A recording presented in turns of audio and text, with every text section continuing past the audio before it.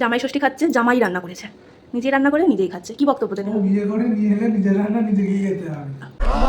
দাঁড়াও দাঁড়াও, কি হয়েছে আমি বলছি সবটা পুরো একদম প্রথম থাকতে। আজকে ছিল জামাই ষষ্ঠী, আর আমরা এখন আছি বাড়ি থেকে অনেকটা দূরে প্রবাসে, ব্যাঙ্গালোরে। তো জামাই ষষ্ঠীর দিনটায় মন খারাপ না করে থেকে আমরা একটু মন ভালো করার জন্য সেলিব্রেশন করতে চেয়েছিলাম। রান্না আমিই করবো বলেছিলাম, বিশ্বাস করো, কিন্তু ও বলেছে যে ও করবে। তো আমি হাফ কাজ মিটিয়ে রেখেছিলাম, বাট হাফের বেশি কাজ ওকেই করতে হয়েছে। আর এসব করতে করতে বেলা হয়ে গেছে, ব্যাস বাবুর রাগ হয়ে গেছে এই কারণে। যাই হোক, আমাদের রাগারাগি তো এসব চলতেই থাকে, এসব ছাড়ো। তোমাদের জামাই ষষ্ঠী কেমন কাটলো বলো? আমি কিন্তু এখনো একবারও আমার বাড়িতে জামাই ষষ্ঠী খাইনি।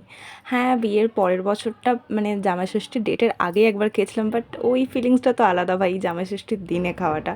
জানি না আমার ভাগ্যে কবে আছে, তো দেখা যাক। আর জানো তো, ফ্যামিলিকে না ভীষণ মিস করছিলাম, মা বাবাকে দিদিদেরকে ভীষণ মিস করছিলাম। বাট মিস করলেও কিছু করার নেই, সময় যেমন চলবে তেমনই আমাদেরকে চলতে হবে। তো আমাদের এই ছোট্টখাট্টোভাবে আয়োজনটা তোমাদের কেমন লাগলো বলো?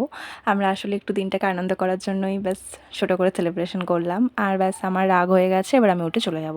কি ভাই, দেখো এরকম বর আছে, নিজে খেয়ে যাচ্ছে আমাকে না খাইয়ে। দেখ, যাই হোক, আমাদের ঝগড়াঝাটি ভাব নিয়ে তোমাদের জামাই ষষ্ঠী ব্লগ কেমন লাগলো বলো?